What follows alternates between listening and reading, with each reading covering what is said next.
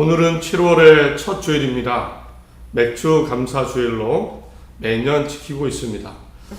절기에 담긴 하나님의 마음, 하나님의 부르심, 신의 부르심, 이런 제목으로 출애굽기 23장 14절, 17절까지의 본문입니다. 맥주 감사절인데요. 사실 맥주 감사절에 대한 의견이 분분합니다. 특별히 굳이 지키지 않아도 된다라고 하시는 분들도 계십니다. 구약의 절기고 또 시대에 맞지 않는다. 우리가 지금 추수도 하지 않는데 7월 첫 주일에 우리 생활과 맞지도 않는데 지키는 게 어울리지 않다. 이런 분들도 계십니다. 또 이 맥주감사주일도 그렇고 사실 추수감사절도 똑같습니다. 아주 성경적이지도 않고 요즘과 맞지도 않다. 그래서 지키지 않는 그런 교회들도 있습니다. 그런데 저희 교회 또 감리교 또 많은 교단 교회들이 맥주감사절 또 추수감사절 지키고 있습니다.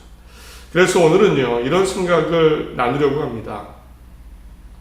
우리가 볼 때 이게 성경적이냐 아니냐, 성경에 나오냐 안 나오냐, 우리 현실과 맞느냐 맞지 않느냐, 이런 우리 생각보다는 하나님의 생각을 좀 생각해 보려고 합니다. 절기를 만드신 하나님께서 과연 어떤 마음으로 절기를 만드셨을까?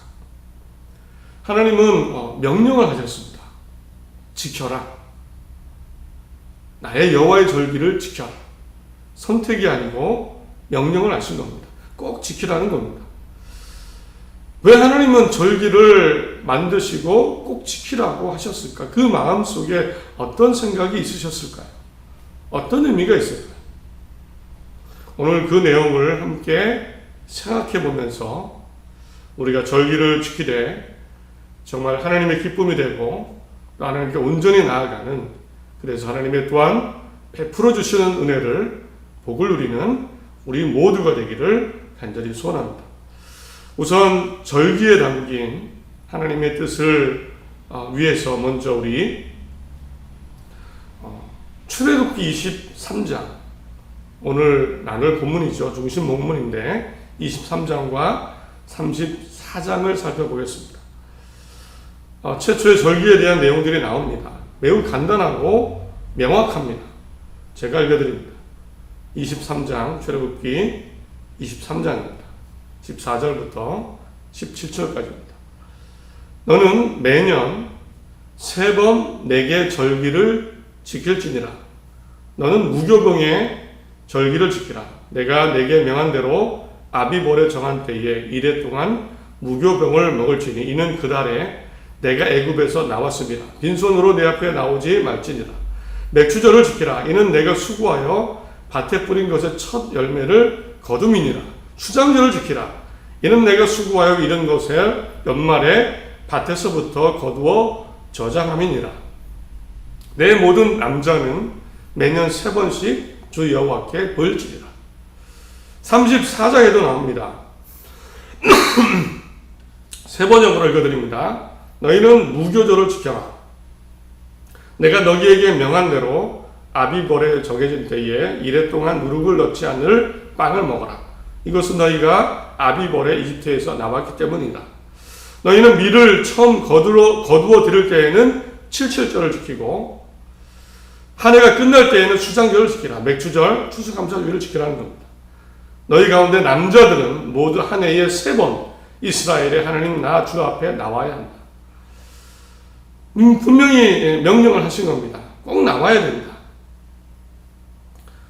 횟수까지 정해주셨습니다. 너희 모든 남자는 1년에 3번 너희 이스라엘 하나님 내 앞에 3번 꼭 나와야 된다. 6월절, 맥주절, 수장절, 추수감사주일. 남자는 3번씩 꼭 나오라고 아주 구체적으로 직접 내 앞으로 나와서 절기를 지키라고 하신 겁니다. 그래서 하나님께서는요, 남자들이 이 절기를 지킬 수 있도록 3번 나올 수 있도록 이런 약속을 주셨습니다. 34장 24절에 보면 현대인의 성경으로 읽어드립니다. 내가 이방 민족은 너희 앞에서 쫓아내고 너희 영토를 넓히겠다. 너희가 매년 3번씩 나 여호와 너희 하나님에게 경배하러 올 때에는 아무도 너희 땅을 탐내어 침범하지 못할 것이다. 하나님이 지켜주시겠다는 겁니다. 사실 남자들이 그 당시는 힘센 사람이 이기는 농사를 잘 져야 됩니다. 남자들의 역할이 굉장히 중요했습니다. 여성은 나름대로 가정에서 또 일도 하고 하지만 실제로 칼을 들고 싸우는 시대이기 때문에 남자들의 역할이 굉장히 중요했습니다. 그래서 남자들이 1년에 3번이나 집에서 떠나면 집은 누가 지킵니까? 그때 하나님이 약속하신 겁니다. 걱정하지 말고 와라. 너희가 나한테 경배하러 올 때, 절기를 지키러 올 때 아무도 너희 땅을 탐내고 침범하지 못하도록 내가 지켜줄 것이다. 하나님이 꼭 나오라고 하신 겁니다. 명령을 하시되 이 절기를 그렇게 명령대로 지킬 수 있도록 약속을 주셨습니다. 하나님께서 꼭 나오라고 하신 겁니다. 어떤 마음이셨을까요? 모든 남자들은 1년에 3번 꼭 나와라.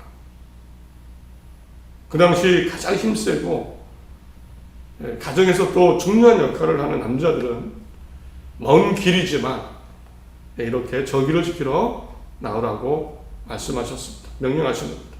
어떤 마음이셨을까요? 출애굽기뿐만 아니라 이후에 레위기 23장에도 절기 명령이 나옵니다. 내용이 추가됐습니다. 지킬 절기가. 그리고 절기도 늘어났고 매우 구체화되었습니다. 레위기 23장 9절 14절에는 첫 추수한 보리국시 딴 얘기가 나옵니다. 맥추감사절은 아니고요. 그 전에 보리를 먼저 거두는데 보리를 거둘 때 첫 곡식단, 특이하게도 곡식단을 태워서 드리려고 합니다. 태워서. 이때 또 그냥 곡식단만 드리지 말고 1년 된 좋은 양, 숫양, 고운 밀가루, 포도주 1리터 함께 드려라. 크지 않지만 그래도 절기를 지켜라. 첫 보리를 거둘 때 그 보리단을 태워서 드려라. 15절 22절에 이어서 맥추절이 나옵니다. 밀 추수한 것을 기념해서 맥추절을 지켜라. 이때는 밀을 그냥 드리지 말고 빵 2개를 만든다. 이 밀을 가지고. 첫 추수한 밀을 가지고. 그리고 또 나머지 내용들이 또 구체적으로 나옵니다. 1년 된 양 7마리, 숫송아지 1마리, 숫양 2마리, 포도주, 숫염소 1마리, 화목 제물을 위한 어린 춘양 2마리. 이렇게 함께 가져와라. 아주 구체적으로 가지고 나올 것도 정해주십니다. 그 다음에 또 그 전에 없었던 우리 속죄일, 나팔절 속죄일이 등장합니다. 그런데 속죄일은 죄를 사함받는 속죄 예식을 하는 그런 절기입니다. 그런 날입니다. 죄를 씻도록 하셨습니다. 마지막으로 33절, 34절에는 초막절, 추장절, 맥추감사주일 절기, 추수감사절기가 또 등장을 합니다. 매우 여러 개 더 많아졌죠. 출애굽기 절기에는 3개가 나오는데 레위기에는 더 많아졌습니다. 참 보리곡식단을 드리고 또 그냥 그 다음에 맥추절을 지켜도 빵 2개를 만들고 여러 가지 함께 드리고 나팔절 속죄일이 등장하고 절기도 늘어나고요. 구체적으로 아주 이렇게 지키라고 명령하셨습니다. 또 출애굽기에는 남자들은 꼭 3번 나와야 된다고 하셨는데 그 내용이 빠졌습니다. 성회로 드리라. 성회. 축제일로 지켜라. 일도 하지 말고 다 지키라는 겁니다. 아마 있는 장소에서 어떤 사람은 나오고 하나님께, 어떤 사람은 그 집에서 그냥 다 같이 절기를 지키는 겁니다. 온 나라가 성회로, 거룩한 날로 다 자기 쟁기를 내려놓고 절기를 지키라는 겁니다. 하나님의 마음이 어떤 마음이셨을까요? 어떤 마음으로 절기를 지키라고 하셨을까요? 사람을 막 붙잡아 놓고 어떤 부담을 주시고 이런 것은 분명히 아닐 겁니다. 그런 하나님이 아닙니다. 하나님은 또 형식을 보시는 분이 아니시죠. 마음을 보시지 않습니까? 근데 하나님이 아주 리스트하고 딱 짜놓으신 겁니다. 어쩌면 형식을 만드신 거죠. 원래 이런 분이 아닌데 하나님은 절기라는 그 형식, 절차, 날짜를 정하시고 만드신 겁니다. 하나님이 어떤 마음이셨을까요? 여러 번 생각하고 또 묵상을 했습니다. 물론 성경에는 아주 확실하게 나오진 않지만 간혹 이런 구절들이 나오죠. 출애굽기 23장 마지막 절쯤에 너는 그들과 그들의 신들과 언약하지 말라. 그들이 내 땅에 머무르지 못할 것은 그들이 너를 내게 범죄하게 할까 두려움이다. 내가 그 신들을 섬기면 그것이 너희의 올무가 되리라. 하나님의 걱정이 나옵니다. 그 가나안 땅에 들어갈 텐데 이 사람들이 민족이 그 우상들을 섬기고 가짜 신들을 섬기다가 범죄하게 되고 마치 올무에 빠질 것을 염려하시는 하나님의 마음이 아주 잘 나타납니다. 이런 구절들이 간혹 보이는 하는데 아주 명확하게 나오지는 않습니다. 왜 절기를 명령하셨는지. 하나님의 온전한 마음 과연 무엇이었을까? 그러다가 어떤 이유가 있을까? 어떤 마음이었을까? 묵상을 하고 생각을 하다가 창세기에 나오는 절기라고 명령은 되어 있지는 않지만 하나님께 예물과 예배를 드렸던 절기와 같은 그런 사건이 두 사건이 나옵니다. 어쩌면 가장 처음 인간이 하나님께 절기를 지켰던 때 바로 창세기 아담과 하와의 아들인 가인과 아벨이 드린 제사입니다. 이때 하나님의 모습, 하나님의 마음이 어땠을까요? 최초로 드린 어떤 절기 같은 정식의 예배였습니다. 창세기 4장 2절 5절에 그가 또 가인의 아우 아벨을 낳았는데 아벨은 양치는 자였고 가인은 농사하는 자였더라. 세월이 지난 후에 가인은 땅의 소산으로 제물을 삼아 여호와께 드렸고 아벨은 자기의 양의 첫 새끼와 그 기름으로 드렸더니 여호와께서 아벨과 그의 제물은 받으셨으나 가인과 그의 제물은 받지 아니하신지라. 가인이 몹시 분하여 안색이 변하니. 이런 내용입니다. 아담과 하와가 이제 에덴 동산 불순종하고 선악과를 따먹고 쫓겨나죠. 그 다음에 나온 아들이 가인과 아벨입니다. 가인은 농사짓는 농사꾼이었습니다. 형이죠. 그래서 시간이 되었을 때 자기 예물을 하나님께 드렸습니다. 어떤 절기를 지킨 겁니다. 아벨은 양치는 목자가 되었죠. 자기 양의 첫 새끼와 기름을 드렸습니다. 하나님이 이 아벨의 제물만 받으신 겁니다. 그러자 형 가인은 안색이 변합니다. 화가 납니다. 분노합니다. 나중에 동생을 죽이게 됩니다. 분명히 예물을 드렸는데 그리고 눈여겨볼 것이 있습니다. 주목할 것은 놀랍게도요. 하나님은 가인의 예물을 기뻐 받지는 않으셨는데 가인에게 여전히 관심이 크십니다. 온전치 못했습니다. 제물이. 성질도 좋지 않습니다. 막 분노하고 화냅니다. 이때 하나님께서는 놀랍게도 계속 가인에게 말씀하시는 겁니다. 6절 7절 주님께서 가인에게 말씀하셨다. 어째 내가 화를 내느냐? 얼굴빛이 달라졌느냐? 네가 올바른 일을 하였다면 어찌 얼굴빛이 달라지느냐? 내가 올바르지 못한 일을 하였으니 죄가 너의 문에 도사리고 앉아서 너를 지배하려고 한다. 너는 그 죄를 다스려야 된다. 하나님은요, 가인과 계속 대화를 하셨습니다. 말씀을 하셨습니다. 보통 하나님 외면하실 것 같은데요, 내 마음에 들지 않는 정성된 예물을 드리지 않았습니다. 받지 않으셨어요. 그러면 관계가 끊어질 것 같은데 하나님 계속 또 말씀을 하시는 겁니다. 야, 너 왜 이렇게 화를 내느냐? 죄가 너를 지금 막 지배하려고 한다. 죄를 다스려야 된다. 죄를 이겨야 된다. 그러면 안 된다. 계속 말씀하시고 이야기하셨습니다. 이 부분을 보면 놀랍죠. 잘못하고 분노하는 가인을 여전히 관심 갖고 만나고 계셨습니다. 분명한 것은 하나님은 가인에게 관심이 더 많으시다. 가인에게. 그 재물이 아니라 가인에게 관심이 많으십니다. 또 하나의 사건이 있죠. 누구나 다 성경을 읽어보신 분들은 기억하는 사건일 겁니다. 아브라함이 그 아들 이삭을 제물로 바치려던 사건입니다. 창세기 12장에 하나님이 아브라함을 부르셨습니다. 이스라엘 민족의 시작입니다. 아브라함은 하나님을 믿고 온 가족이 가나안 땅으로 이사를 했습니다. 큰 민족이 된다고 하셨는데 그런데 아들이 없는 겁니다. 속은 타들어가고 실망도 됩니다.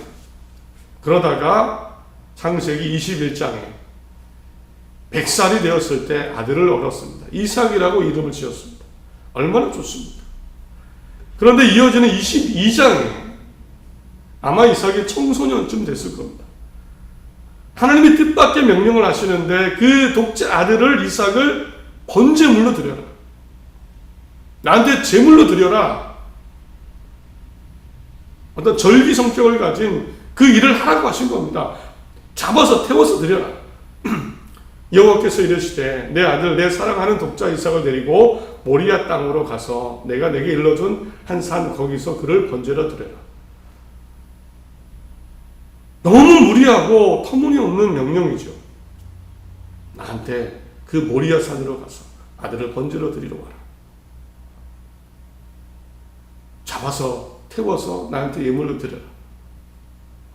그럼에도 아브라함은 아들을 데리고 나무를 가지고 모리아 산으로 향하고 실제로 올라갑니다. 우리 정말 아들을 묶어서 제단 위에 올려놓고 장작 위에 올려놓고 칼을 들었습니다. 칼까지 들었습니다. 이때 하나님의 천사가 나타나죠. 하나님이 또 말리십니다. 하라고 하실 때는 언제시고 또 말리십니다. 멈추게 하십니다. 그리고 비로소 이때 이삭을 바치려는 아브라함에게 이런 말씀을 하십니다. 12절에 사자가 이르시되 그 아이에게 내 손을 대지 말라. 그에게 아무 일도 하지 말라. 내가 내 아들 내 독자까지도 내게 아끼지 아니하였으니 이제야 내가 하나님을 경외하는 줄을 아노라. 하나님이 그때 말씀하신 겁니다. 그제서야 이제야 나를 두려워하고 공경하는 줄 알겠다.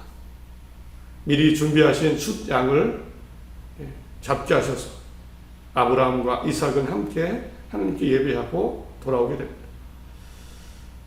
여기서도 중요한 것은요, 하나님은 재물, 번제, 거기에 관심이 없으시다는 겁니다, 사실. 하나님은 사실 아브라함의 마음을 확인하고 싶으셨습니다. 나를 어떻게 생각하는지, 나를 어떻게 생각하고 살고 있는지 세상에서. 내가 이삭을 제물로 바치라고 했을 때 아브라함이 어떻게 행동할까? 어떤 생각을 가질까? 나를 하나님으로 생각할까? 하나님은 그것을 확인하기를 원하셨습니다. 아브라함이 나를 어떻게 생각하는지 그것을 알기를 원하셨습니다. 그제서야 이제야 네가 나를 공경하고 두려워하는 줄 알았다. 그 이후에 하나님은 이 아브라함의 마음을 확인하시고는 그 아들 이삭까지 축복을 하십니다. 창세기 26장 4절 5절을 보면 현대인의 성경입니다. 내 후손들을 하늘의 별처럼 많게 하며 이삭에게 이야기하시는 겁니다. 아들에게 이 모든 땅을 그들에게 주겠다. 내 후손을 통해서 세상의 모든 민족이 복을 받을 것이다. 이것은 아브라함이 나에게 순종하였고 나의 법과 명령을 지켰기 때문이다. 너희 아버지가 내 명령과 내 법도를 지키고 나에게 순종하고 나와 좋은 관계를 가졌기 때문에 너와 내 후손이 복을 받을 것이다 라고 말씀하셨습니다. 그 아브라함이 하나님을 생각하는 마음을 통해 이삭과 그 후손에게 하나님의 은혜가 이어졌습니다. 과연 하나님은 절기 예배를 통해 또 오늘 맥주감사주일을 지키며 무엇을 기대하고 계셨을까요? 많은 절기를 명령하셨습니다. 또 주일도 지키라고 하셨죠. 사실은 안식일을 거룩하게 지켜라. 이런 절기 예배를 통해 하나님의 마음이 무엇일까요? 사실은 그 자체가 절기나 예배, 제물, 번제 이것이 목적이 아닙니다. 하나님이 이것이 필요치 않은 분이죠. 우리는 다 알고 있습니다. 뭐 보리를 드리든 빵을 드리든 날짜가 어떻든 하나님 그것이 목적이 아니십니다. 그 자체가 목적이 아닙니다. 사실 하나님의 목적은 관심은요 바로 우리에게 있습니다. 하나님의 마음과 눈은 우리에게 있는 겁니다. 사람에게 있습니다. 사람과의 관계, 너와 나의 관계. 사실 하나님의 목적은 사람과 너와 교제하기를 원하십니다. 1년에 3번은 꼭 나와야 된다. 마치 우리 부모님의 마음 같지 않습니까? 꼭 봤으면 좋겠다. 부모님이 자녀들을 보기를 원하는가? 연인이 연인을 만나고 싶어 하는가? 그래서 성경에는 하나님과 사람의 이스라엘 민족의 관계를 신랑과 신부로 그런 사랑의 관계, 그 사랑 자체가 목적이죠.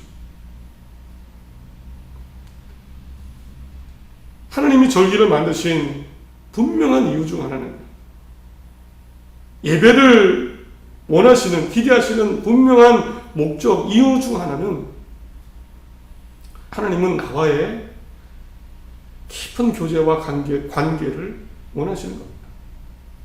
끊어지는 것을 원치 않으십니다. 끊어지는, 세상에 살다가 나를 잊어버리고 나에 대한 믿음이 약해질 수도 있죠. 그러나 절기 때, 예배 때 나에게 나와 그 믿음을, 그 관계를 회복해라. 신의 부르심입니다. 하나님의 부르심, 하나님의 초청입니다. 우리 막 하나님의 음성 듣기 원하죠. 하나님 말씀해 주십시오. 만나 주십시오. 또 만남을 원하죠. 하나님이 절기를 통해서, 예배를 통해서 공식적으로 만남을 명령하셨습니다. 만들어 놓으셨습니다. 하나님이 먼저 만드신 겁니다. 하나님은 우리와의 간절한 깊은 관계를 지속하시고, 하나님께서 사람들은 나에 대해서, 하나님에 대해서 좋은 생각, 좋은 꿈, 좋은 마음, 그 마음으로 살아가기를 원하시기에 절기를 만드셨습니다. 우리는 어떤 모습이면 될까요? 네, 절기가 되면, 예배드리는 그 주일이 되면 하나님께 이것저것 따지지 말고 있는 모습 그대로 나아가면 됩니다. 잘못할 수 있습니다. 가서 회개하는 겁니다. 회개하러 나아가는 거죠. 상처와 아픔이 있습니다. 있는 모습 그대로 나아가는 겁니다. 하나님께 아뢰는 겁니다. 마치 한나라는 여인이 아들이 없습니다. 자식이 없을 때 그것 때문에 힘이 듭니다. 절기 때 나가서 하나님께 간절히 간구했듯이 그걸 가지고 나아가는 겁니다. 하나님 괴롭습니다. 상처가 됩니다. 우리 그 소망을 아뢰는 겁니다. 있는 모습 그대로 나아가는 그 절기입니다. 오늘 맥주감사주일 맥주 감사절이니까 더 감사로 나아가는 겁니다. 특별히 감사절이니까. 1년의 반을 돌아보며 감사한 것, 좋았던 것, 또 내가 알지 못하지만 지켜주신 것, 또 미래를 주신 것, 하나님 나를 불러주신 것, 구원을 주신 것, 감사로 또 나아가는 겁니다. 하나님 절기를 만드시며 또 예배를 만드시며 이렇게 우리와 관계를 지속하기를 원하셨습니다. 우리가 믿음 약해지고 하나님이 잊을까봐 명령을 하신 겁니다. 꼭 절기를 지켜라. 말씀을 맺습니다. 절기 예배는 부담을 느끼지 않아도 됩니다. 우리가 거부할 이유가 없습니다. 신의 부르심, 하나님의 부르심입니다. 하나님이 우리를 만나기를 원하십니다. 우리를 기다리십니다.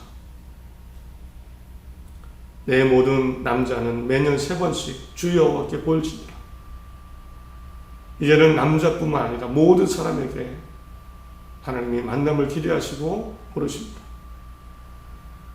이 하나님의 부르심에 응답하시고 일주일을 열심히 살아가시고 하나님 의지하시고 가정을 지키며 내 역할을 감당하며 일주일을 열심히 살아가는 겁니다. 살아가면서도 하나님을 잊지 않는 것이죠. 그리고 주일이 되면 또 절기가 되면 하나님께 예배하며 하나님께 나아가는 겁니다.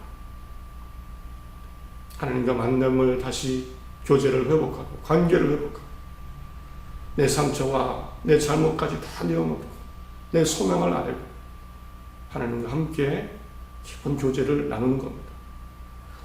사실 하나님이 어떤 분입니까? 죄인인 우리를 살리시기 위해, 죄인은 우리와 끊어지지 않기 위해 예수님을 대신 죽게 하신 그런 분입니다. 하나님이 결코 우리와 끊어지는 것을 원치 않으셔서 오죽하면 죄로 다 죽어야 되는데 예수님을 보내서 우리를 살려주신 그런 하나님입니다. 결코 우리가 떨어져 나가기를 원하지 않으십니다. 이런 하나님의 마음 기억하시고 감사절기를 잘 지키시고 또 새로운 한 주 또 하반기가 시작됩니다. 하나님 의지하시고 하나님과 동행하시고 함께하는 하나님을 믿으시며 믿음과 담대함으로 나아갈 수 있기를 간절히 소원합니다. 하나님이 함께 하십니다. 인도하실 것을 또한 믿습니다. 기도하겠습니다.